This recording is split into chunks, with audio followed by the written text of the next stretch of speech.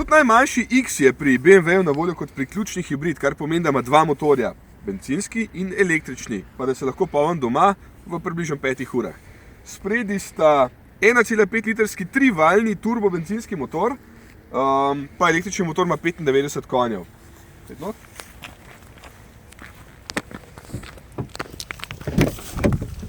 Pozabil sem povedati, da elektromotor poganja zadnji kolesi, bencinski pa sprednji, kar pomeni, da ima ta X1 štirikolesen pogon.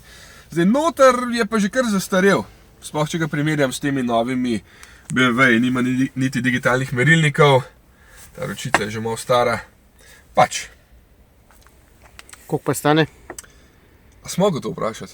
62.615. Pocen, praviš? Ni toliko pocen, po mojem, da boš mogel z njim šparati, ampak pač je pa priključni hibrid. No.